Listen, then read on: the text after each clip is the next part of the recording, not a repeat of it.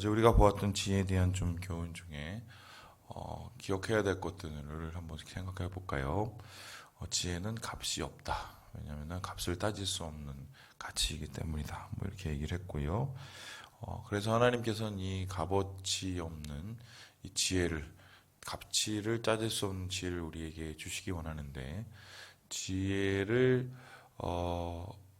얻기 위해서 하나님 때때로는 우리를 징계하실 때가 있다. 그것은 지혜의 길을 떠나서 이 죽음의 길로 달려가는 것을 막기 위한 하나님의 이 방법이라고 얘기했고요.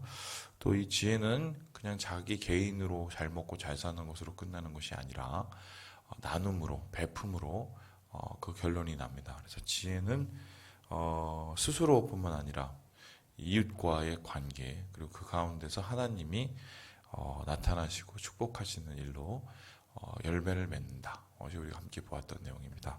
오늘은 그 이후에 이 아버지가 아들에게 간절하게 이제 지혜를 찾을 것을, 또 지혜로 살 것을, 또 지혜를 품으며 살 것을 요청하는 이 이야기를 듣게 되는데요. 우리 함께 같이 말씀을 한번 읽어보도록 하겠습니다. 우리 함께 1절의 말씀을 같이 한번 읽어봅시다. 시작. 아들들아, 아비의 훈계를 들으며 명철 얻기에 주의하라. 우리가 잠언을 읽을 때 항상 간과할 수 없는 부분이 있습니다. 이 잠언을 쓴 사람이 누구인가입니다. 잠언서 1장에는 그 잠언을 쓴 첫 번째 이 기자, 첫 번째 쓴 사람이 나타나는데 그것은 솔로몬이라는 사람입니다. 솔로몬은 지혜의 왕이요, 어떻게 보면은 인류 역사에 가장 지혜로운 사람으로 남아 있는 왕입니다. 그런데 이 사람이 자기만 지혜를 누리는 것이 아니라 자신의 아들들에게도 동일한 지혜를 전하고 그 지혜를 누리기를 원하는 뭐 이런 마음으로 이 책을 썼다고 볼 수 있겠습니다. 뿐만 아니라 이 솔로몬을 비롯한 여러 저자들이 이 잠언에는 나타나 있는데, 예를 들어서 히스기야 왕 때의 지혜자라고 할 수 있는 뭐 아굴이라든가 뭐 이런 여러 잠언들이 있죠. 그렇다면 이 뭐 솔로몬이나 이런 뭐 또 다른 지혜자들이 가지고 있는 특징이 무엇입니까? 보세요. 이들이 전부 부모였다는 것입니다. 그러니까 정리를 해보면 아들들에게 아비가 글을 씁니다. 또 아들들에게, 딸들에게 또 어미가 글을 씁니다. 자기의 인생에서 자기가 찾았던 지혜가 무엇이었는지, 자기의 인생을 지켰던 지혜가 무엇인지, 그리고 자기가 경험했던 또한 지혜를 떠났을 때의 아픔이 무엇이었는지를 소상히 아들들에게 전하게 되지요. 그렇다면은 이런 얘기가 되겠습니다. 하나님께서는 지혜시죠. 하나님을 찾는 것, 하나님을 경외하는 것이 지혜입니다. 그리고 그 하나님을 찾고 하나님을 경외하는 자에게 세상을 살아가는 지혜를 부어주십니다. 그런데 그 지혜를 하나님께서는 사람과 사람 속에서 어떻게 이어나가시고 어떻게 그 지혜를 이루어 가시느냐. 사람을 통해서 이루어 가시고 특별히 부모를 통해서 그 지혜가 전달되도록 하신다는 것입니다. 그래서 부모는 지혜의 전달 통로입니다. 부모의 삶을 통해, 부모의 가르침을 통해 자녀들이 지혜를 배운다. 이것이 오늘 이 잠언의 이야기를 통해서 우리가 알 수 있는 것이죠. 자, 여러분, 아이들이 우리의 모습을 보고 배운다는 것은 여러분 너무 잘 알고 있습니다. 그런데 우리가 정말 잘 알고 있는지 잘 모르겠습니다. 이런 건데,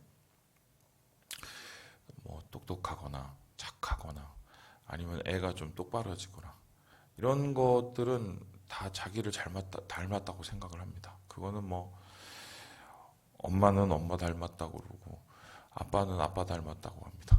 그런데 애가 좀 흐리멍텅하거나 아니면 애가 좀 이렇게 세거나 또 애가 좀 버릇이 없거나 아니면 애가 영 좀 게으르거나 이런 부분이 있으면 그거는 나를 닮은 게 아닙니다.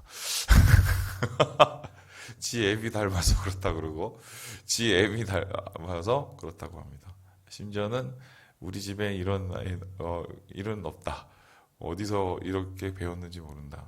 부인하죠. 근데 옆에서 보면 옆집 부모들이 보면 닮은 거죠. 예, 다 닮은 겁니다. 그러면 애들이 어떻게 이걸 배우겠습니까? 물론 유전 인자가 같겠죠. 같은 유전 인자를 타고 났으니까 비슷한 성향들이 있을 겁니다. 그런데 여러분 아시겠지만 그 사람이 가지고 있는 그 성향대로 사람들이 다 살아가는 건 아니거든요. 어떤 교육과 어떤 환경을 받느냐에 따라서 장점이 더욱더 부각될 수도 있고 단점이 더 커질 수도 있죠. 그렇다면 이 교육의 문제죠. 그러면 자녀 교육의 문제에 있어서 내가 그렇게 가르치지 않았는데 내가 그렇게 하라고 하지 않았음에도 불구하고 아이들이 그런 행동을 하고 있는 이유가 무엇이겠습니까? 결론적으로는 뭐든 보고 배운 겁니다.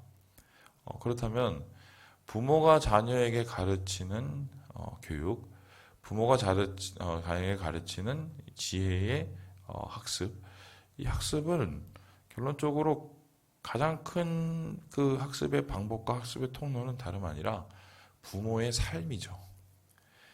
아버지가 어떻게 사는지 보고 어머니가 어떻게 사는지 보고 배웁니다. 그래서 주변의 사람들이 아무리 엉망진창으로 살고 그리고 주변의 친구들이 아무리 엉망진창으로 지내도 아버지, 어머니가 걸었던 그 길 혹은 그 살아왔던 그 길의 모습을 아이들이 제대로 보고 자라면 좀 떠났다가도 다시 돌아오는 경우가 되게 많죠. 그래서 진정한 지혜의 통로자로서의 이 부모의 가치는 사실 하나님을 대리해서 하나님의 지혜와 하나님의 법을 가르치는 것이라고 할 수 있겠습니다. 그래서 오늘 이 솔로몬이라고 해봅시다. 솔로몬은 아들에게 이렇게 이야기를 하고 있지요. 우리 함께 4절의 말씀을 같이 한번 읽어보겠습니다. 시작. 아버지가 내게 가르쳐 이르기를 내 말을 내 마음에 두라. 내 명령을 지키라. 그리하면 살리라. 계속해서 내 말, 내 명령 지켜라. 그리하면 살리라. 이렇게 강조해서 이야기를 하고 있습니다. 그러면 아버지가 이 아이에게 가르치고 있는 명령과 그 말은 도대체 어디서부터 시작이 되었을까요? 거기에 보면 또 이런 이야기가 있는데요. 이렇게 3절을 한번 볼까요? 3절을 보니까 나도 내 아버지에게 뭐였다고요? 아들이었어요. 내 어머니 보기에 또 어떻게 해요? 외아들이었어요. 그러니까 아버지로부터 내려오고 어머니로부터 내려옵니다. 그래서 아버지로부터 내려온 그것을 내가 받아 내 삶 속에서 지켜나가고 또한 그것을 자신의 아들에게 지금 전하고 있어요.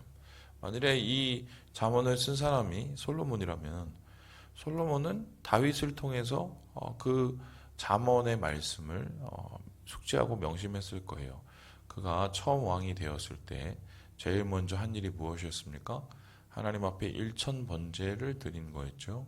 그리고 그가 가장 지혜로운 왕이었을 때 최선을 다해서 이루었던 사역이 뭡니까?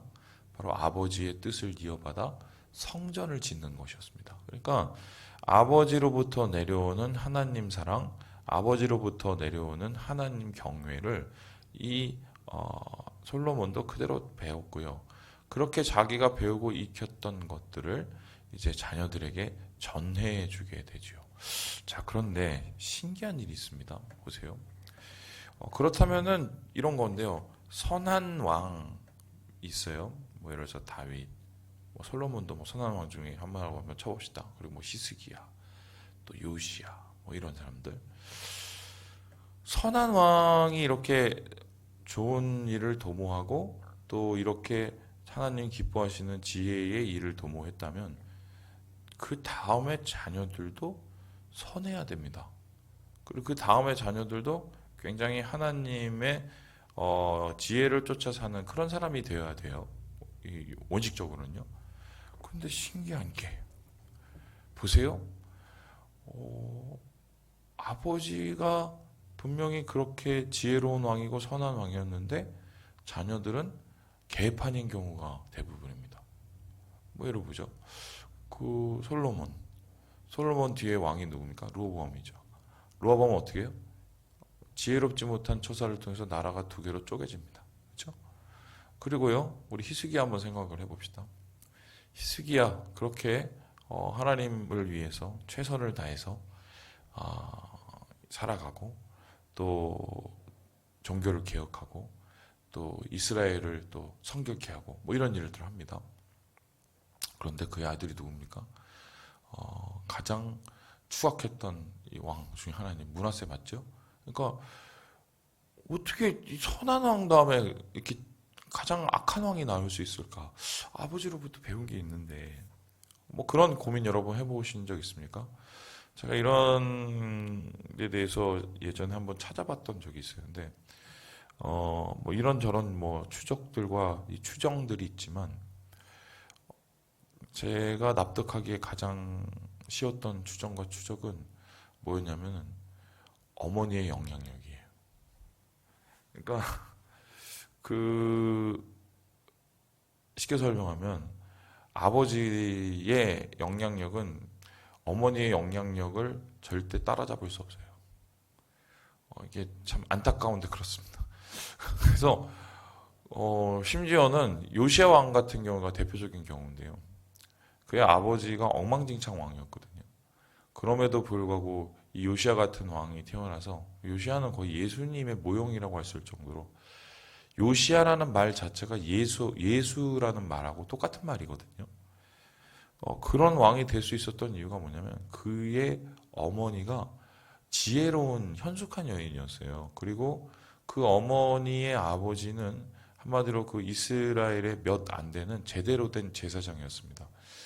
그러니까 이 모계로부터 내려오는 그러한 신앙의 모습, 그 지혜의 모습이 요시야를 요시야 되게 만든 거거든요. 그러니까 사실은 생각해보면 당연해요. 집안에 애들하고 제일 많이 붙어 있는 게 누굽니까? 어머니죠.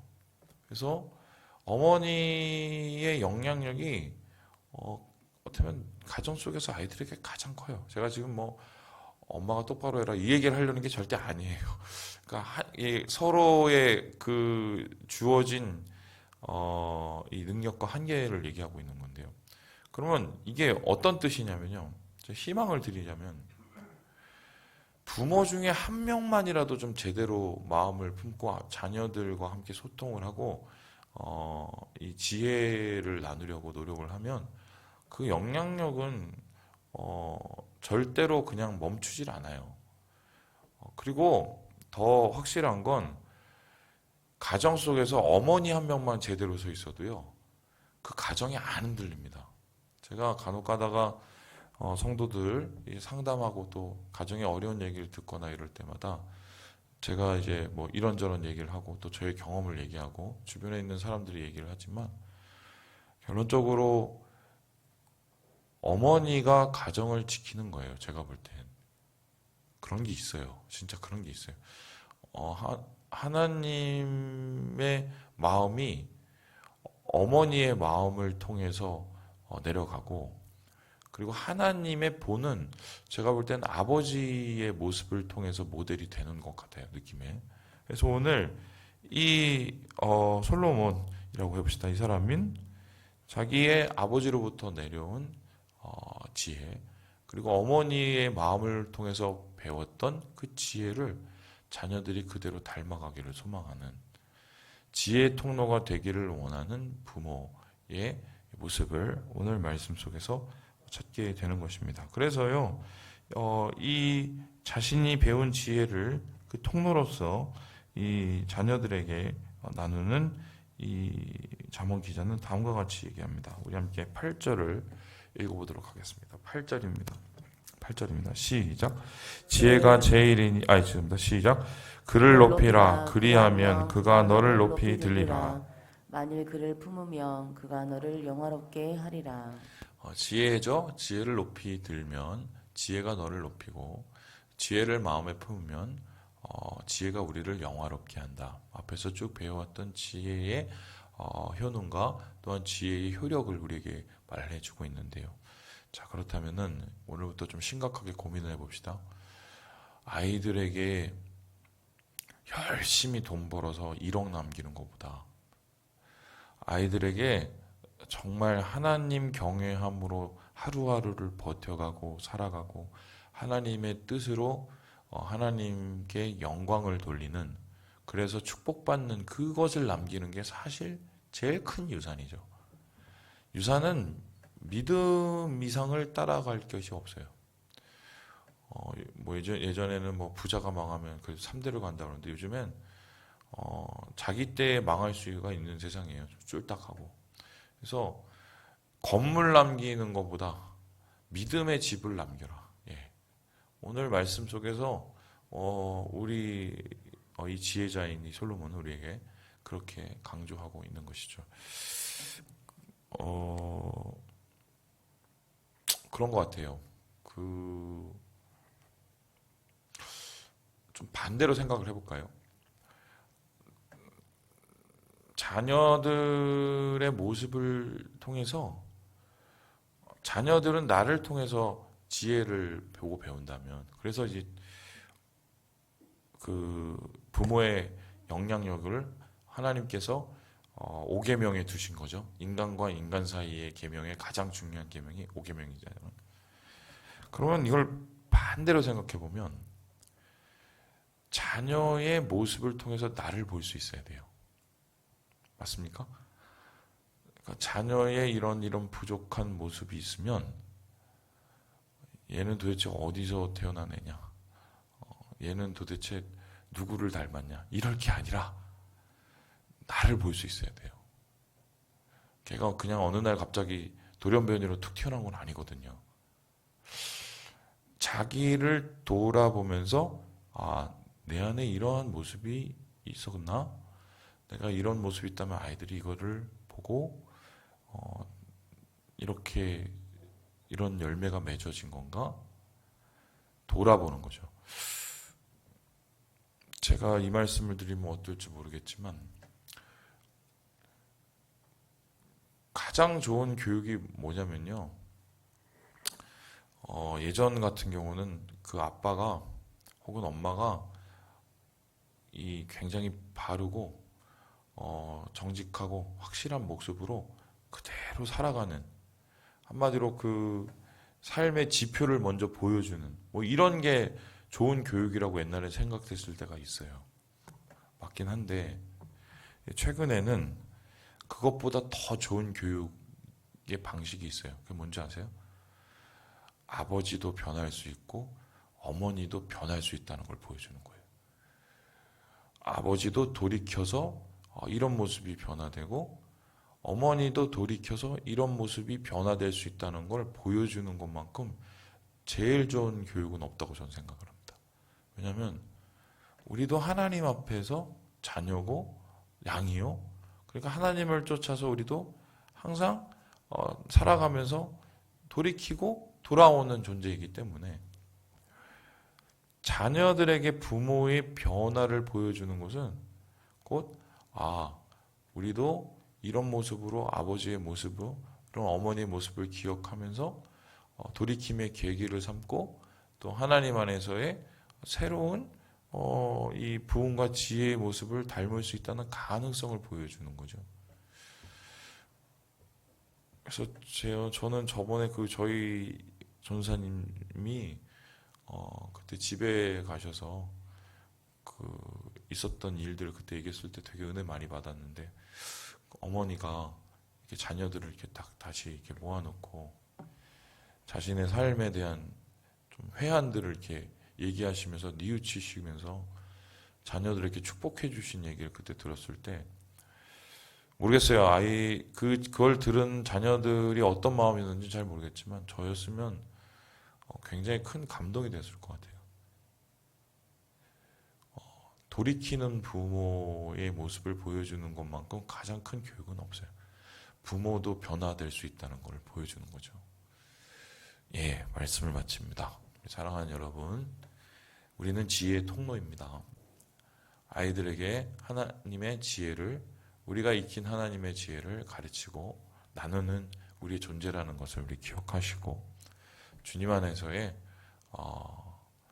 지혜의 통로로서 또한 지혜의 수요자로서 오늘을 정직하고 지혜롭게 살아가시고, 이를 통해서 하나님의 은혜를 나타내시고 전하시는 우리 사랑하는 우리 모든 형제 자매들 되시길 주님의 이름으로 축복합니다.